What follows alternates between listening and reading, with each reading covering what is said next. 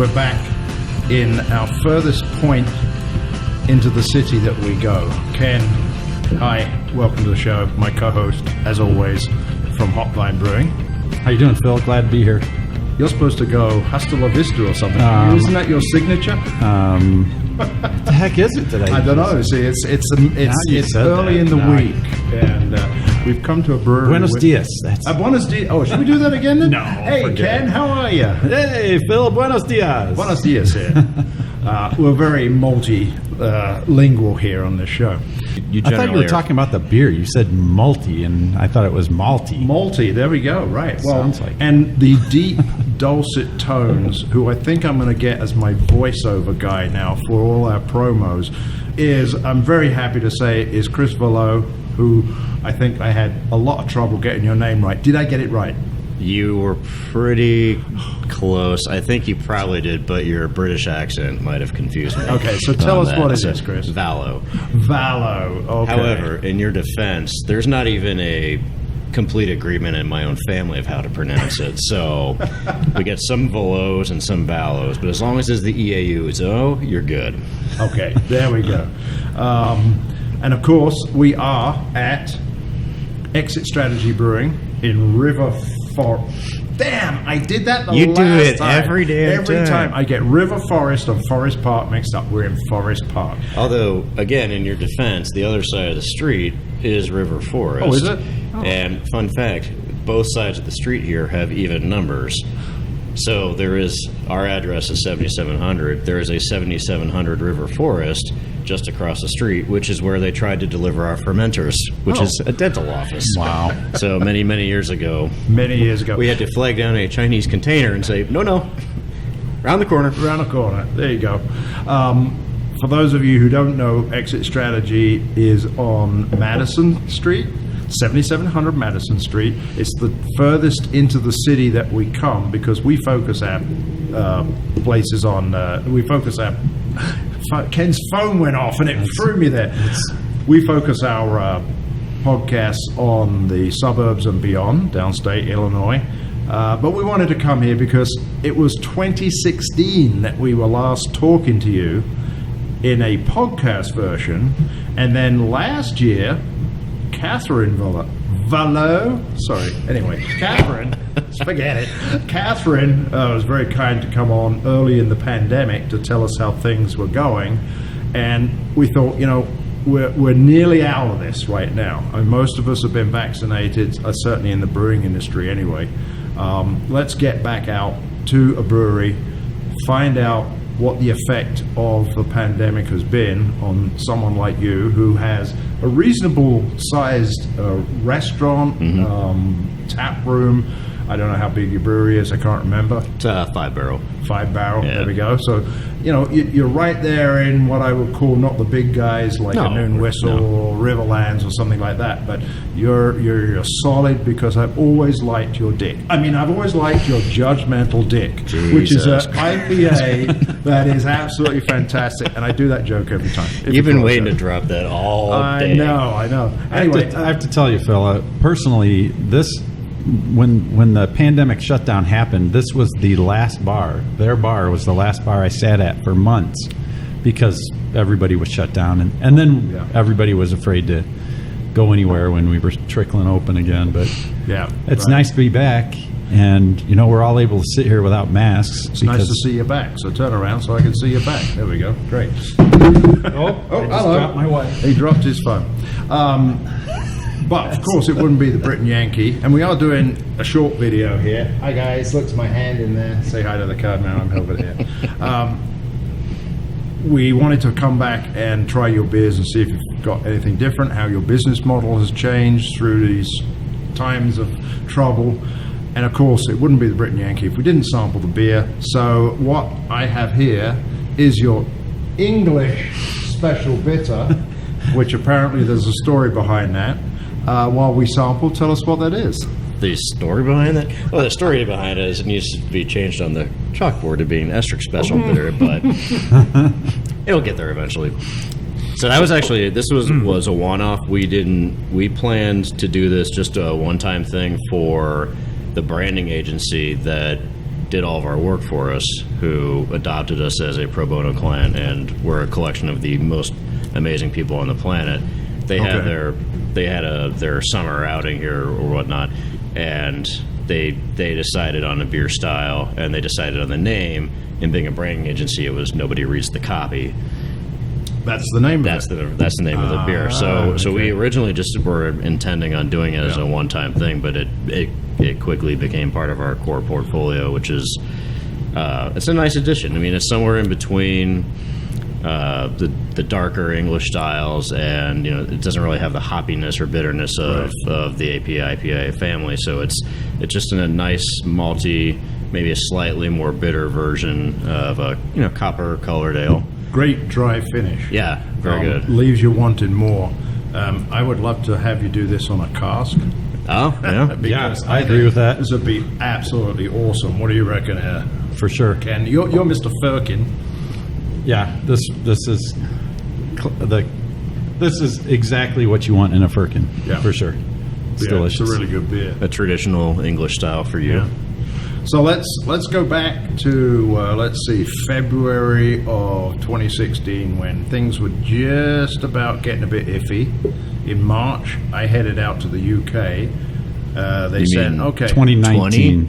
What did I say? 2020. 2020. Jesus. You said 2016, so I'm wondering what the hell is going on in 2016. No, 5 years ago when it started. What did you? You knew about this 5 years ago? What did we do 5 years ago to ruin things for you, Phil? Let's start that again. Yeah, back in 2020, I went out to UK thinking, it's if it gets bad, we'll stay a few extra weeks. Well, little did we know how bad it was going to get.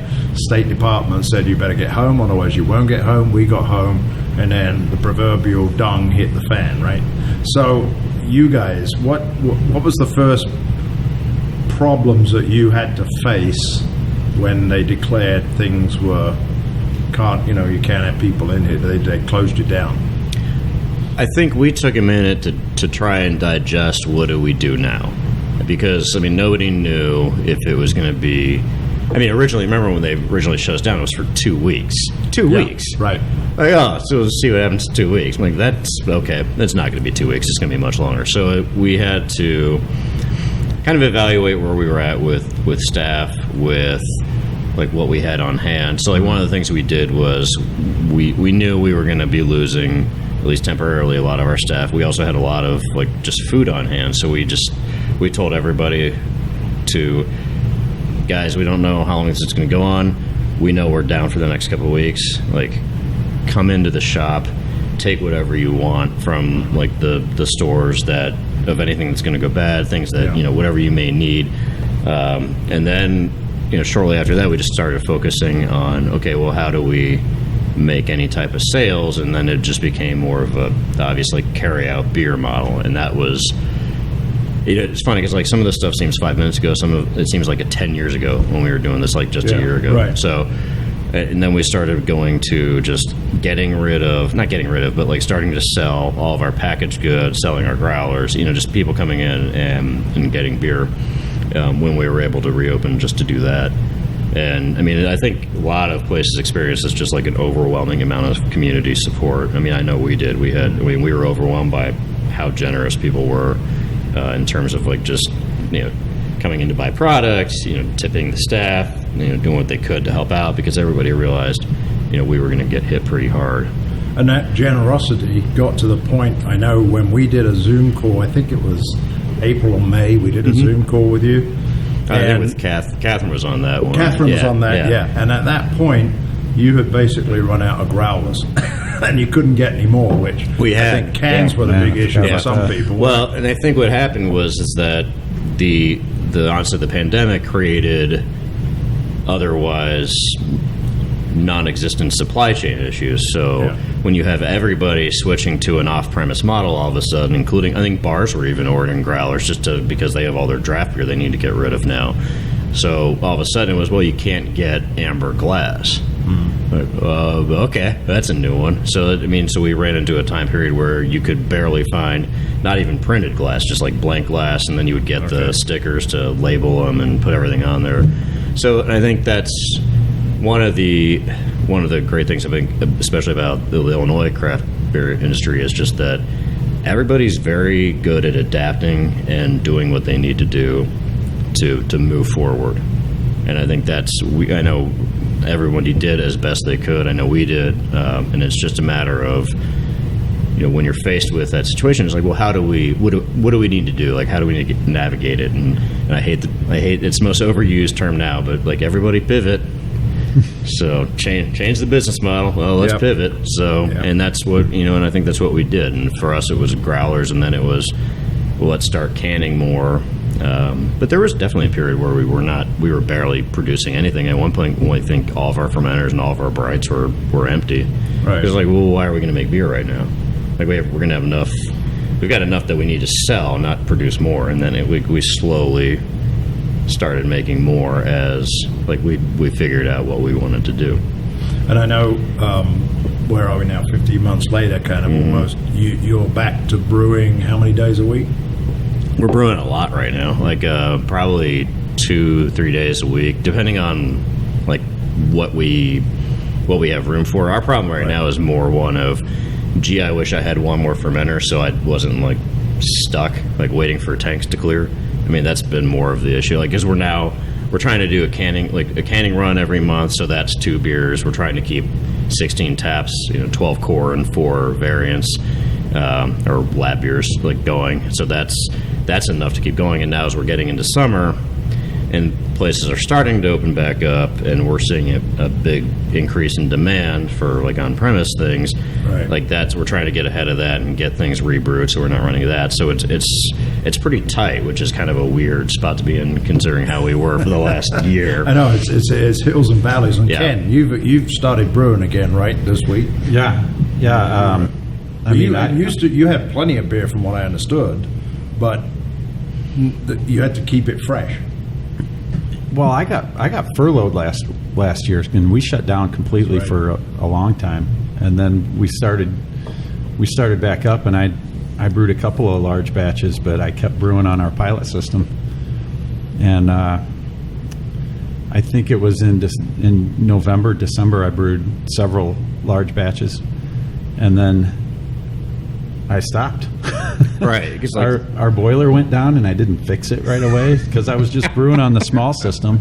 Yeah. And then, it's coming back pretty fast. Yeah. And it's a little scary, but it's also very exciting. And, fitting in the brews I'm ready, man. Let's get on this thing and take off. Yeah, I feel the same way.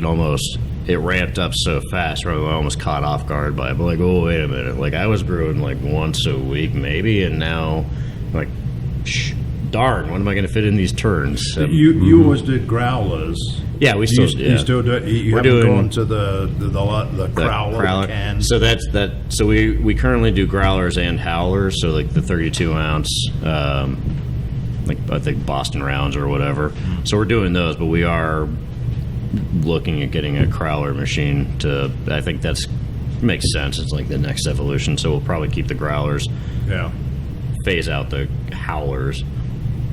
Got to worry about the nomenclature too much. Yeah, right. I know. It's So anyway, we'll take a short break here. I'm going to finish off this rather delicious looking ESB. However you want to put the names behind the initials. Ken, good one? Yes, this is delicious. I'm very happy to be drinking this. And we'll clink on that. Cheers. We'll clink on that. Cheers. We'll be back in a second. I've got a promo. Listen to this. Yes, folks, my friend John Streets asked me to give a shout out to the 3rd annual Metal Monkey Artisan Market, which is going to be held on the 12th of June from 1 to 6 p.m. at Metal Monkey Brewing in Romeoville, Illinois. The show's free to attend, family friendly, and will have over 30 local artists and makers on site. There'll also be a tarot reader and a henna tattoo artist providing their services at the show. So if you want to know what's in the future for you, go over there and get yourself a little henna tattoo at the same time. JD Caustic Music will be playing. And if you're feeling a little peckerish, savory crust gourmet empanadas will be the food pop-up. Craft beer, of course, and a variety of different artists and makers will make for a fun afternoon of shopping, sipping, and enjoying a fine Saturday afternoon. Get on over there, folks. It's going to be a great time, especially with Metal Monkey Brewing and the Artisan Market. Cheers, folks. So I noticed on your tap list you didn't have, at least I didn't see it, any lagers on there. And I think somebody said this was supposed to be the breakout year of lagers. I don't know if that's right or not. I don't know, Phil. I think that last year was the year of the lager. Oh, last year? I think everybody switched to lagers because they had to have beer last a long time, and I don't know, people were jumping up. But if you ask me, this year is the year of the wit beer. I've been thinking about brewing one, and like every brewery I've been to recently has had a wit. Well, you know what? What a great segue. Because we've got a wit. Wow. I think we set that one up, Chris. Totally organic transition We there, do, in Phil. fact, have a wit beer here. There we go. Look at that. There's a big glass and Chris in the background. Not easy to recreate a conversation, you know. I know. So tell us about this wit beer. That's our next So song. our wit beer is named Apologize, and so that's... Sorry? Apologize. Sorry? Thank you very much. I do love you, Brits, and your sense of humor. So this was one of our original beers from when we opened. I think it was actually one we had during our like soft open back when it was like glorified home brewing days. But Okay, I know soft openings. What's a soft opening? a soft opening is when you can only open for about an hour because your brewing equipment is stuck off the coast of California due to a labor strike. So instead of opening your business, you're basically using banjo burners to churn out as much home brew as you can. Right. And- Okay, cool. And having a good time doing it. So anyway. this is our wit beer, and most of our core beers are, the names are tied into people that are friends of ours or otherwise connected. And this particular one is named after a couple down in Texas, in Austin, we used to live here. We're great friends with, who are just wonderful people who. Like, I associated, like, our time with them with drinking a lot of Mothership Wit, like New Belgium's old one. So when we came up with the like, I want to do the wit beer and give the name, you know, tie it into them. And so that was just, like, something they would say to each other when they were having, like, small, like, silly arguments or whatnot. But yeah, so we just called it Apologize. So it's traditional wit yeast strain, grain bill's about half. It's a little bit of Pilsen, a little bit of oats, a lot of wheat, and then we do sweet orange peel, coriander, and then we add ginger as well. So just give it a little bit of a twist to it. Because I thought the coriander was kind of very dummied down, but there was something in there that wasn't. I couldn't quite place it. Yeah. So ginger, huh? The ginger, yeah. So we use ginger instead of, well, I mean, in addition to like the traditional wit beer ingredients. Right. So. Cool. Well, what do you think? Awesome. I love As ginger. this is the year of the wit beer, a la Ken McMullen, what do you think then? I think it's delicious. Honestly, I was thinking, is there something like some floral element in here? And I think it's how the ginger plays with the other. It's probably how the ginger plays with it. I think and it's been, well, this one's coming up on our brew schedule. I could probably tell you better in a week, but I believe we use Crystal and maybe Hallertauer in this one. So maybe a little bit from that, but yeah, it's probably more from the ginger than in the... Fantastic summer drinking beer. Oh, yeah. Absolutely delicious. In fact, I'd say summer, I would like to drink this all year round. You know? Yeah, I think it's so delicious, and there's so much flavor. Like, you want to savor it. It's hard to. It's only like 5.2, right? Yeah, so it's you low, could certainly yeah. hammer it down, but Oh yeah. man. No, most of our core stuff is pretty much in that like 5 to 7 range. I think we always try to aim for that like relatively not sessionable but like drinkable without getting schnockered after 1.5. So let's go back to 2020. get the year right this time.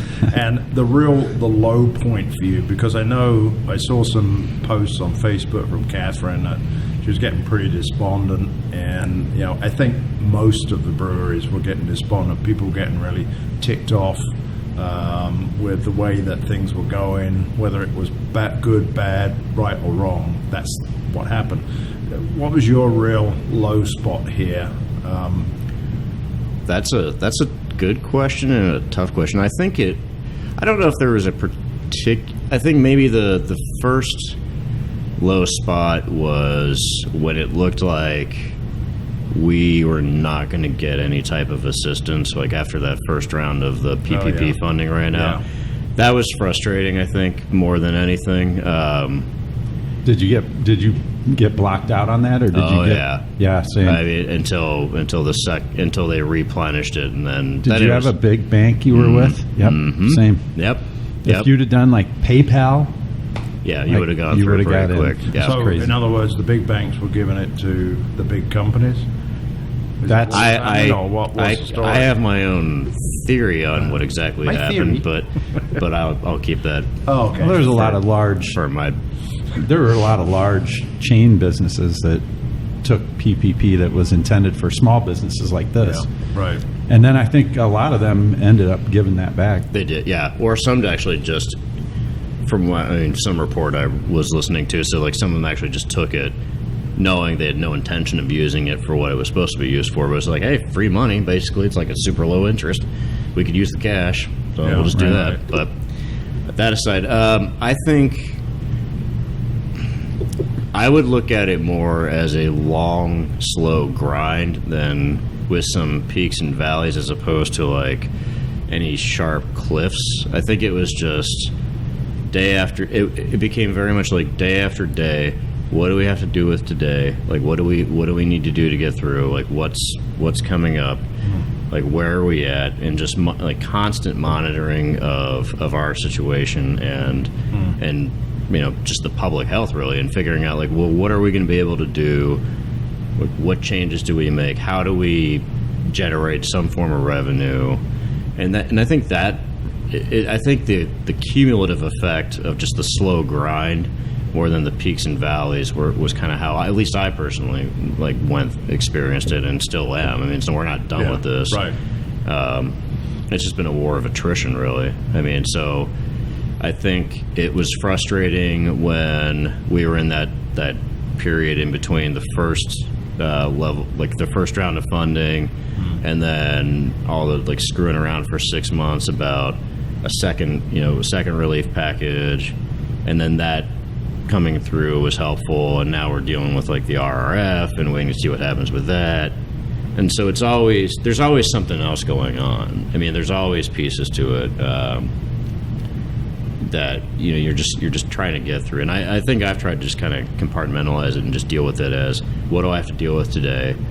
Not looking too far down the road, because I think then you just drive yourself nuts if you do that too much. But was there ever a point in time where either of you thought we just can't go on, or was it always, we'll get through this? We were always going to just figure it out. I mean, there's no way we're going to just let this. Knowing Katherine, she wasn't going to let this shit beat her. No. And I think the difference for me is I'm an employee, so that decision was Doug and Jan's. Yeah. And honestly, I don't know. I'm sure that they've been at that point, but it's been, I mean, even now with business starting to come back, and we've got people booking parties and weddings and stuff like that, we can't get staff. You guys? Well, and that was going to be the next thing, is no matter, it's been, and I think like to your question and to your point is, like, I feel like we've consistently for the last year and a half, in one way or another, like just been kicked in the teeth. It's either been like we will shut down, because it's the whole gamut, right? It's the shutdown, it's everything else that goes on in life, and then now when you're like, okay, well now we're at this point where we can start opening again, like, well now we can't get people to staff the place. So like we're currently looking at a situation where we'd like to be able to open for an additional day, but we can't. We like physically can't, because we don't have people to work. And I'm not going to say that I know exactly why that is, but I mean I think there's two major things, and one is the federal unemployment assistance. Yep. is keeping people at home. The major thing, though, is they dropped the requirement to prove that you're looking for a job. Yeah. So I heard Florida brought that back, and businesses are having trouble answering the phone. So many people are calling for jobs. So yeah, I think that is part of it. I think the idea was always, my understanding was that if you were receiving benefits, you were supposed to be actively looking for work, and then I don't know that that's the case, because like we've been posting like crazy to try to fill our staffing, and we're getting like barely any applications, and I don't.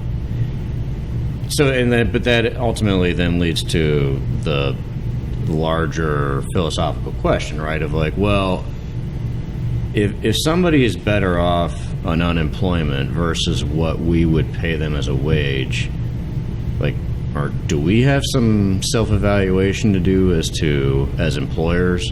Like, do we need to rethink how we're taking care of people? And for a small business, that's tough, because like you're not talking, and especially in this industry, you're not talking about like huge margins to begin with. But I mean, I know that Katherine and I have gone through like a fair amount of like self-reflection on that issue, and like what do we need to maybe re-examine ourselves in terms of how we take care of folks. That's an interesting way to look at it. Most people would say, you know, in a kind of a negative way, that, you know, you should want to work. But yeah, honestly, if you could stay home, and I mean, wouldn't you want to take care of your own stuff and still? So my question is, do people enjoy working at a small business? Do they enjoy working at a brewery, at a tap room? Are they happy to come in at the pay level that is being offered, no matter who it is, and then get a substantial amount of tips? Because I think people coming in, and they'll tip in pretty good now, because they know that these people have had hard times. So you're right, you know, is there people who like working in small businesses and they're okay with it, or is the small business so small in its profit margin that it has to pay minimum wage, or it has to pay, you know, buck over that? Yeah, and I think that, I mean, that could like be a rabbit hole we could go down for a year at a time to discuss. But I don't want to do that. I'm going to want to have another beer. But I do think that there's so many different, like there's a lot of ways to look at it. It's like, so if your business is dependent upon paying people just such a minimal wage, like is your business the correct business then? And I don't have the answers to any of these questions. No. These are, I mean, I don't know, because we're still figuring this out. We're just shooting the shit out. Yeah, well, but I think it definitely has raised a lot of good questions, and there's certainly not easy answers, I don't think. So you're still looking for people. We are, yeah. And so come on down to Exit Strategy. Yeah. I mean, we're okay front of house. We're okay on the brewing side. It's really just like right out in the kitchen's the part that. And I don't plan on working saute fry every Saturday night. I saw that Katherine did a post on Facebook where you were actually back there cooking away. Do you have any cooking experience? I do, actually. Yeah, my first job the day I turned 16, I went to a place by where I grew up in Cincinnati, got a job as a busser. Then I moved to being a food runner, and then started doing prep and line work and expo and the kitchen, and that. Still one of my favorite work experiences I ever had. I love the people I worked with, and it was fun work for like a 18-year-old kid. Do you have a signature dish? Yes, actually, I can make. It's going on the menu here, folks. Well, no, but Katherine can vouch for this. I can make béarnaise from scratch, and you can make what? Béarnaise sauce from scratch. And that's like from reduction to finished sauce. Of sauce and nothing else. I can fry the shit out of some chicken. All right. Well, we think that everything is looking up here, because the beers are actually the standard that I would expect from you. Oh. Haven't done it for a while. We'll come back and look to the future and see what you think it's going to take through 2021, the summer, because everybody's ready to explode. Back in a second.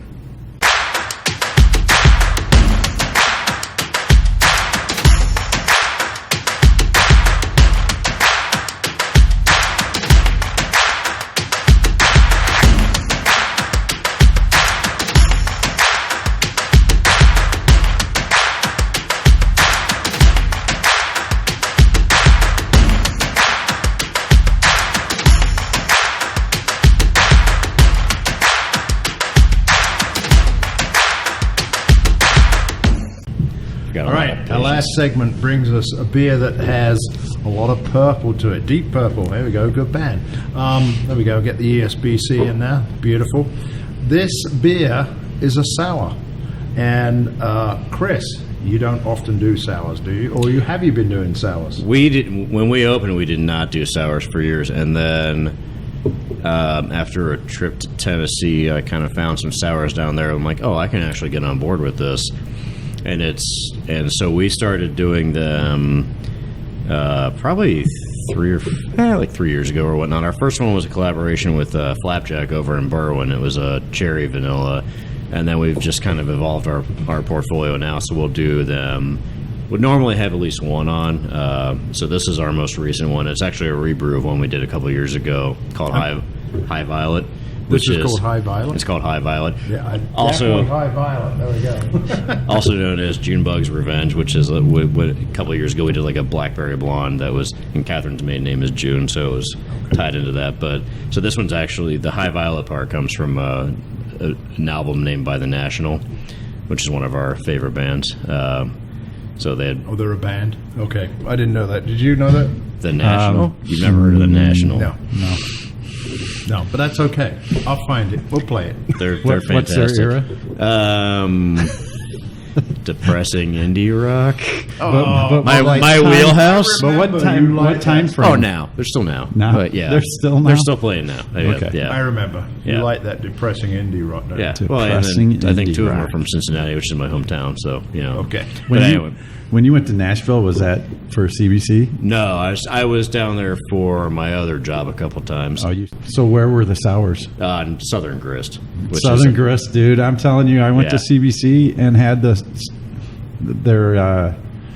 lactose sours, and it softened the bitterness and let all the flavors from all the other stuff come through. And I was like, whoa. Well, and no, you're 100% right. Because all of our sours to date have had lactose in them, but just because it's like it softens out that acidity and kind of gives it almost like I call it like a reverse Sour Patch Kid, because you almost get like the sour, then you get the sweet a little bit from them, and then just the use of adjuncts like vanilla and the fruit. I mean, they had some ones that were just terrific, and then like, I could actually get on board with this, because before then, like, I can do like half a sour and that's it. It just wasn't my right. It wasn't I think my thing. Southern Grist was the first time I had a sour that was like, wow, I could actually drink these. Exactly. Yeah, 100% agree. What is in this one? I mean, it's purple. We didn't say what the content.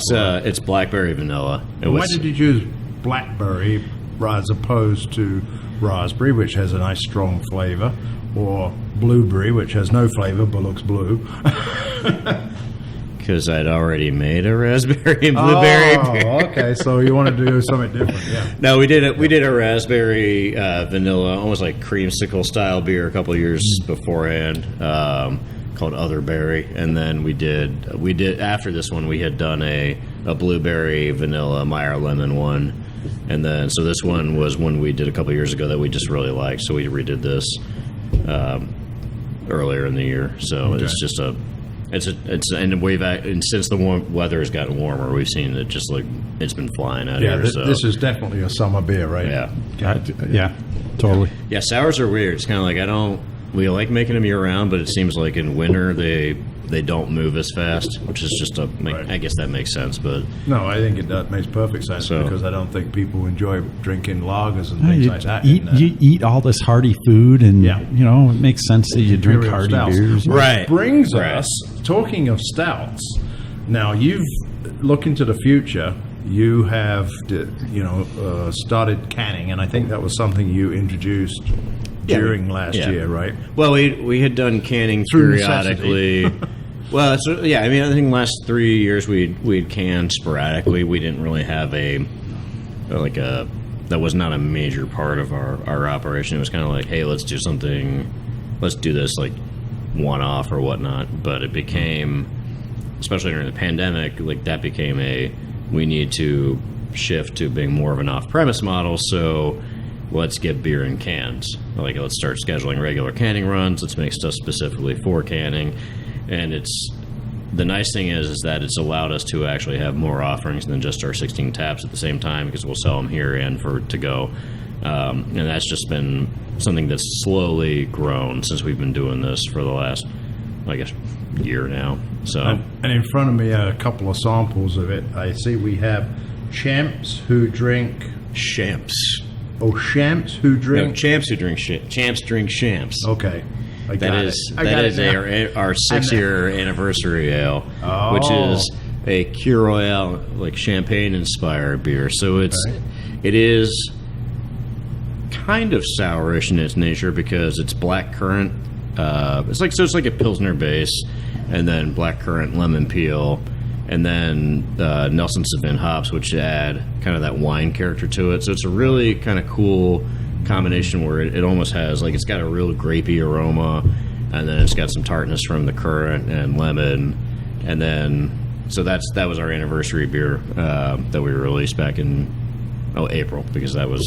And then back to the connection I was doing to the Imperial Stouts. It's not actually a stout; it's a porter, right? It's an Imperial Porter. This one here, which is called Rufus Best Boy Breakfast Porter, and I think this is a bit of an homage to a lost loved one. It is. So Rufus was our beloved French bulldog we had for 11 years, and Rufus is also the name of our robust porter. So shortly after we lost him, we did this beer, which is kind of an amped up version of the base porter with a little bit heavier emphasis on the oats and addition of milk, sugar, lactose, and maple syrup, and then coffee from a terrific roaster called Sandhill Coffee, who that's our standard, like, good coffee at home is their stuff.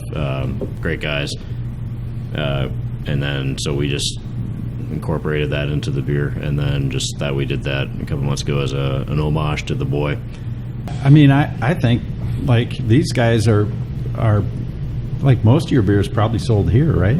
Yeah, about 99. So you're actually 100%. You're right releasing this stuff for your neighborhood. So thank God we have all these small breweries covering all their neighborhoods. Not everybody has to be massive. And very true. It doesn't have to be big, and that's the nice thing. Neighborhood beers are great. You don't distribute, or do you self-distribute, or what?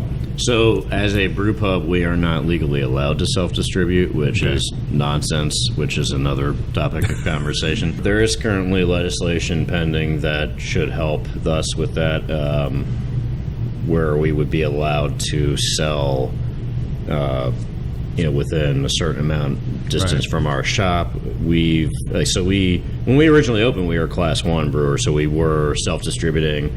We then were with a couple of distributors once we switched to being a brew pub. That did not go so well. So now we're looking. I mean, it would be nice if we were able just to sell some beer outside of here. Right. I mean, it's I think for our business model, the concept is always going to be on premise is the best for us because of margins and whatever. Correct. I mean, but distribution. It's freshest. As well. I mean, distribution for us is almost like a marketing tool, right? I mean, it gets our beer out there a little bit and gets some additional exposure. It's never going to be a main revenue stream. Like, I'm on a 5-barrel system. Like, how much am I going to churn out in a year? Like, mathematically, I can't make that much beer, but that's fine. Like, but we never wanted to be anything other. But that's so I think it would be nice to not be hamstrung by the current law, which is just archaic and outdated, and doesn't really fit with how breweries operate now. It's not like 5 breweries who are all making 20,000 barrels a year. It's 150 breweries who are making many, fewer, and distribution's a volume game. So distributors they don't want our accounts. They don't care about us, and that's fine because that's not how their business operates. And it's interesting you mentioned about it being a marketing tool, canning almost. I was listening to a podcast out of Colorado, out of Denver, by the folks. It's called Unfiltered, and a couple of the guys from Tivoli Brewing Company out there, and they were talking to somebody who was a just downtown Denver brewery, and they said, yes, during the pandemic we had to can, but really the margins are not that great on it. It's just a way of getting our beer out there that people are aware of it. And so from the local region, they're going to come in and visit our tap room, which is what we want them to do, because this is where our business is. This is our vibe. This is our whole, the whole freshness thing as well. Yeah. So that's all we ever wanted to do at Hopvine was, get into a few of the local craft beer, on-premise craft beer places. Yeah. Like I'm not looking to sell cans to them. I'm looking to sell a keg here and there. Right. Yeah. 100%. And then, they have a good draft of my beer at McCarty Mills, and then they seek us out to try the rest of the stuff we have, and that's all I really want to do. Well, and that was like the point of half the beer fest we see, right? I mean, it was an opportunity for people to find out about breweries they may not otherwise be familiar with, and to market ourselves to them as well. I mean, so it's really a small amount of revenue, more of an opportunity to kind of increase exposure about your product. let me ask you that question. Earlier on, before we started recording, you were talking and saying, hey, we're probably going to get back to Beer Fest. Do you think, guys, that we're going to get back to Beer Fest? Are we going to have Beer Fest as they were this year, or are they going to be dummied down a bit? I think they're going to look different. I should say restricted. Well, I think they're going to look different. I think they're going to they're going to be smaller. They're going to be maybe more broken out into sessions, maybe fewer breweries. I mean, I think it's even the ones that we've seen anything about like trying to go forward. They've definitely altered how they're organized, but that probably makes sense. I think the more that we know about how COVID is transmitted, it changes like the precautions they have to take. So, but yeah, I mean, hopefully by the end of this year there will be some. I think the reality is the uncertainty we've had and the amount of time it takes to plan a brew fest means that you couldn't even have a brew fest like we used to have until at least like fall, because you couldn't plan it. No, and I think that anything I've seen that has a date attached to with it is late summer, early fall at the earliest. I mean, I don't think anyone's planning on like a June brew fest. Well, let's end on a happy note. Please. What looks like, we've talked about what you're doing. What is going to be your future here at Exit, for in the next summer? That's what we're talking about. That's people getting back out, if you want a silver lining anything with the pandemic, it was, I think, an opportunity for us to almost hit the pause button for a minute and say, okay, like, where are we at with our business? How do we move forward? And in a weird way, it gave us the opportunity to maybe explore brewing different beers than we've done, because we were worried, like we were working more on packaging more than draft, and so those are not things we're trying to continually keep on tap, and we had the opportunity to do that. I feel like if anything, it's given me kind of the opportunity to brew newer styles or things that I may not have done before. I mean, a lot of one-off, and then especially with the increased canning, it's basically all one-offs. So that's been I've gotten a lot of enjoyment out of that, just like doing things I haven't done before. And I think that's something that we're going to continue to do in the future. I think as long as we can kind of get back on our feet and operate our business in a way that we feel comfortable with in terms of keeping our staff safe and keeping our patrons safe, which is critically important to us, I think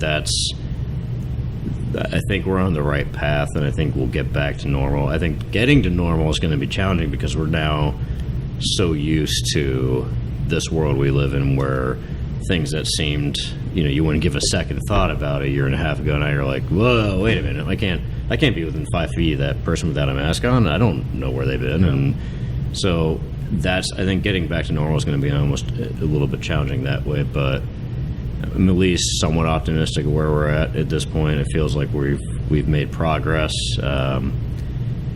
We need to get as many people vaccinated as we can, and just the more we do things that can get us back to normal, the better. And I think it's just a slow grind, and just where it's a long road. Do you feel like the pandemic has caused all of the government agencies that regulate, beer production and sales, has caused them to kind of loosen up the restrictions on this industry? I mean, and maybe look at it instead of as like a sin industry, it's that needs to be controlled. It's they're kind of loosening things up to help us do something in the meantime, and maybe that'll open up some new avenues that haven't been available for 100 years. Yeah, no, I think definitely at the state and local level, I think we've seen a lot of loosening or temporary suspension of restriction, like changes that make sense and probably should be made anyway. That give us more ability to run our businesses, and I think that's a good thing. Right. Yeah, at the federal level, I haven't really noticed much, minus the continuation of the break on excise taxes. But I think that was going to be permanent anyway. The what's included in what you have to get pre-approved for.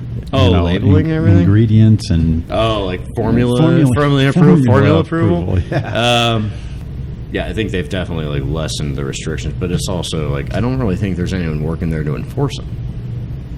So, I mean, I think it's all. I mean, I think that's just kind of Wild West stuff at this point. But a little overwhelmed by our numbers.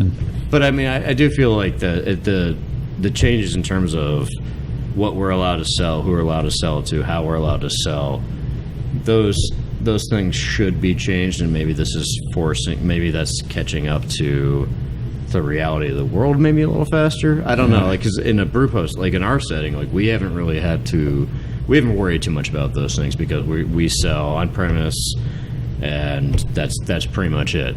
But it would be nice if we were legally allowed to sell a case of beer to the store next door, or have a keg on without having to go through the 3-tier system, which is just stupid for a place of our size.